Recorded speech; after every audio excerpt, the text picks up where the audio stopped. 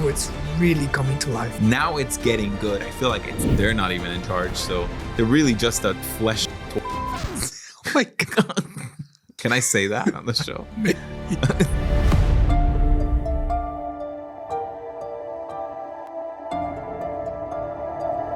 Imagine you had a device like this that could tell you the future. Would you use it? The catch is, if you use it, you'd also learn that it will be the end of you. Ooh. Would you still use it? Would you try it? Pass it on like a hot potato? Stick around to find out what we will do with it.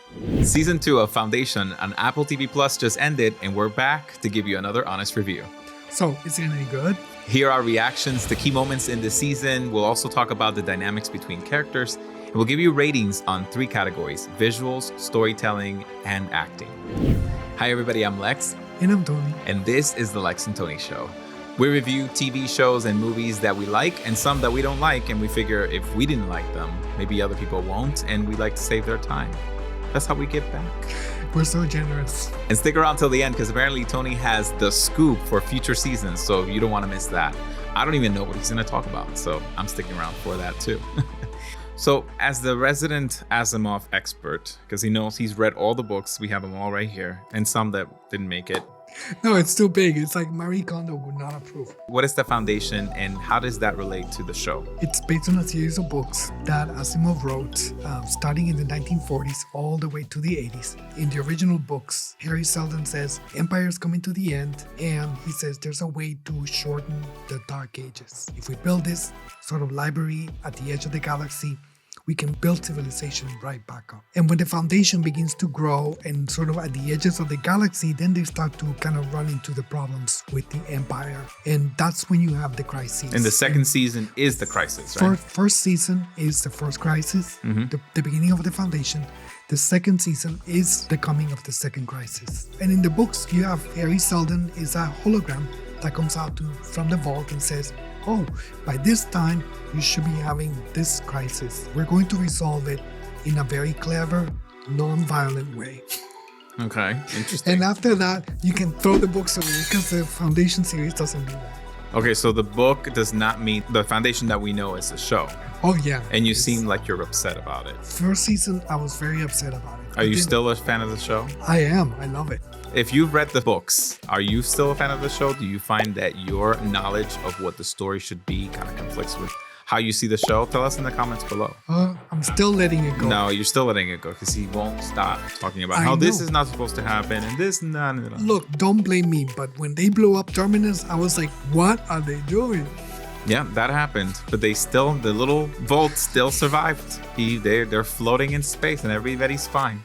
You know, science fiction is like a mirror. It reflects back our present time sometimes. You know, Star Trek is doing that, and other sci-fi shows are doing that really well. I think this one does that too. Empire, for me, stands up for governments where you have people who just won't let go of power. Yeah. Right? And we see that here in America. The most blatant way we see it is politicians who are, you know, they should retire for their own good and for the good of the country and to pass the baton to somebody else, but they just won't let go. Yeah, and you see that also in other countries too. Long-term rulers that don't let go of power, even if they are destroying their own countries. And it's based on this idea that only they could run the country the way they do, and that nobody else would be ready to take up the reins. And they shut everybody out. In this show, if you have the clones, right, they get replaced every single time. There's no chance for anybody else. Of course, later on we find out they're not even in charge, so they're really just a flesh toy. Oh my God. Can I say that on the show? They're meat puppets. They're meat puppets. Yeah. That sounds better. I'll go with meat puppet. What came to mind for me was very striking is you find out that these emperors are sleeping with certain people and then they wipe their memories. Reminds me of non-disclosure agreements that people sign after they sleep with like porn stars and stuff. You know, you see this in the news all the time now. I hadn't thought about it that way, but it does. It's like the NDAs of the future. They just wipe your memory and you don't remember. You don't remember if you got paid. If you like our content, subscribe to our channel and like our videos. And don't forget to leave a comment below. We love to read them and reply to every single one. Yes, thank you for watching our videos. Let's do a quick round of ratings for each of the categories that we're looking at today. Start with visuals. To me, the visuals are out of this world good. They're stunning. It's reached the level of Star Trek kind of episodes that we've seen in series, and the kind of money that's poured into these shows, right? Gosh. Fun fact. If you are a Star Trek fan and you know Star Trek Voyager, the actress that plays the character of B'Elanna Torres is the director in some of the episodes this season. Yes. Including the penultimate episode, right? Yes, Roxanne Dawson, she was also directing in the first season. These people know what they're doing. And I agree with you. You can see the love behind the work that they're put into this.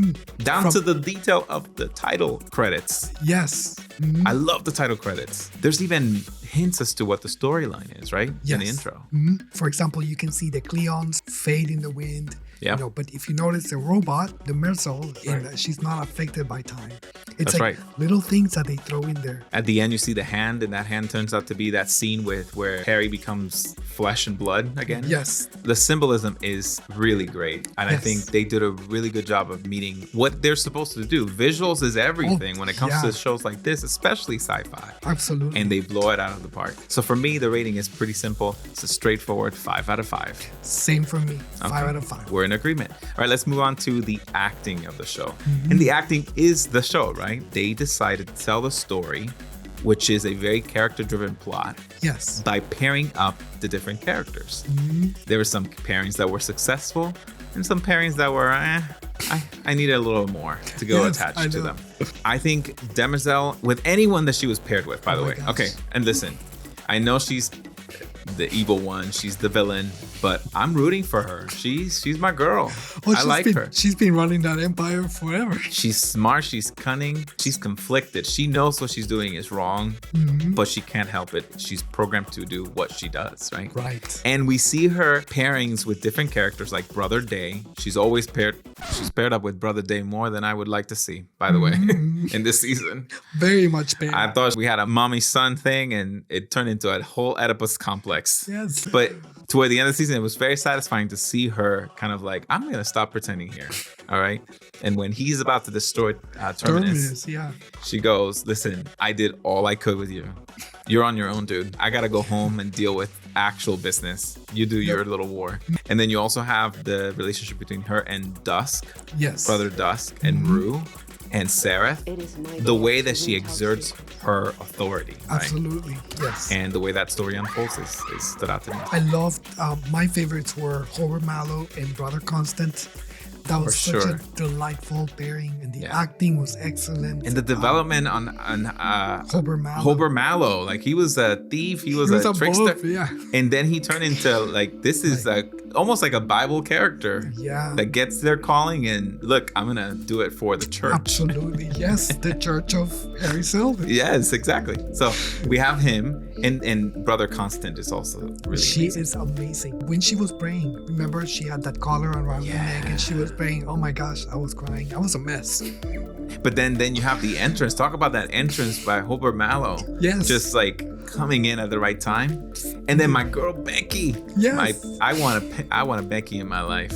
I know. Unfortunately, she died, but not before she gave a nice little nipple on Empire. So Hobart Mallow and Bel Rios at the end of the season, when they were together drinking that wine. Television gold. Very satisfying interactions between characters. Let's talk just briefly because it's very, very minimal for me, but it still affects my rating because I think Gale is an important character. She's huge. Gale and Salver, and I wanted more out of that relationship, individually and together. Yes. You know, it was good that they had Harry around. Harry stole the show in a lot of the scenes. He was excellent. He brought depth to the relationship, right?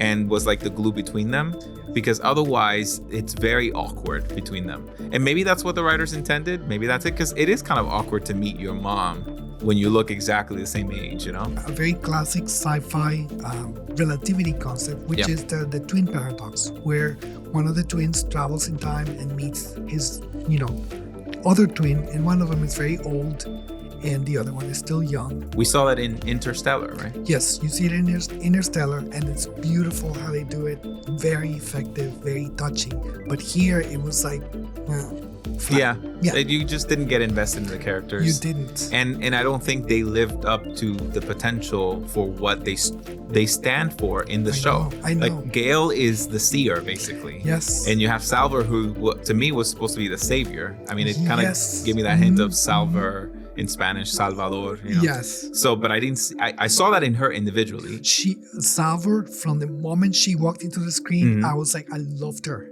Yes, she was amazing. No, the actor is great. But because of that character development, the acting, I guess I don't know if it's fair to put the rating on the acting, but I'm going to give it a 4.5. That's for me. Me too. I would say that was some of the stuff that detracted from the storyline. And maybe that's what gives it a 4.5 for me as well.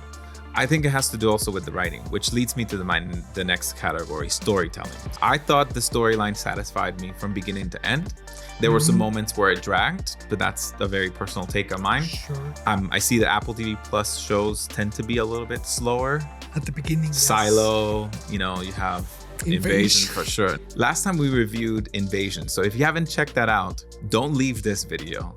Finish this video and then you can watch the other one. We'll link it at the end of the video. This one tells you a beginning, middle, and end throughout the season. I feel like you are satisfied toward the end. I certainly was, but it wasn't perfect. And I think that has to do with the writing, some of the dialogue. Right. Yeah, some of the stuff, like the fighting scenes with the Mentalics, were a little bit tiring.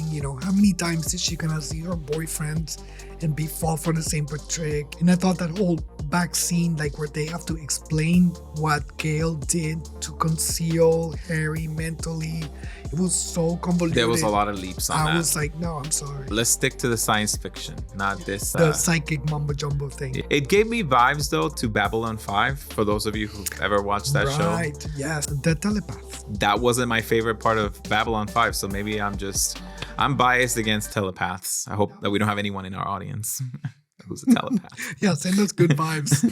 My rating for storyline is going to be a 4.5. Mine is a 4. I had a lot of hang-ups, particularly when they blew up Terminus. I'm like, you got to get over Terminus and you got to get over the books. I need you to work on that for the next season, okay? You got to get over it. And speaking of next season. That's a great segue to the scoop that Tony says he has. But if you're going to mention the book again, I'm just going to flip the channel.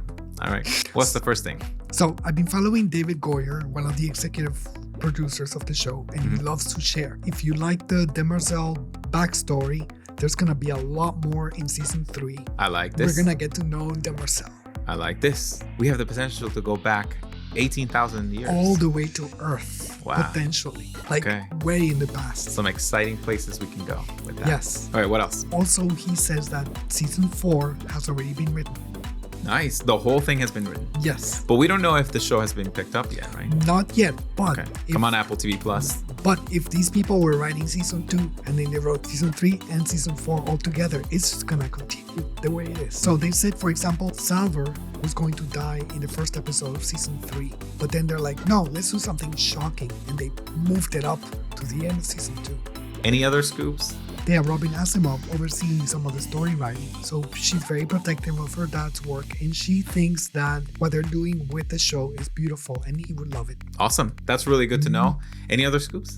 That's it. That's all? That's all I got. Well, if you want a scoop from my own mind. No. I don't want any scoops because those are called spoilers for future seasons. The book, okay. But to be quite honest, I'll give that scoop a 4.5 because great. I expected a lot more than that. Oh, really? Yeah, if you want to get another scoop from the stuff that he's reading, follow us on Instagram at The Lex Tony Show for more. And for more content like this. There's a lot to look forward to in Foundation Season 3 if they get picked up. And 4. Now it's getting good. Now it's really coming to life. Yeah. If you're excited about this next few seasons, if you have any insider scoop, share it below in the comments. I like to know what's going on. What would you do if you have your own Prime Radiant? I wouldn't use it. I don't like spoilers, but I wouldn't miss a chance to make some money. Really? I could do something with that cash, you could rent it out. Rent access. A lot of people would want it. I mean, you would, wouldn't you? What would you do with it? I would look up all the results for sports and bet on them and become so rich I would become president of the US in the future What movie is that from? If you get that reference, drop in the comments below what you think.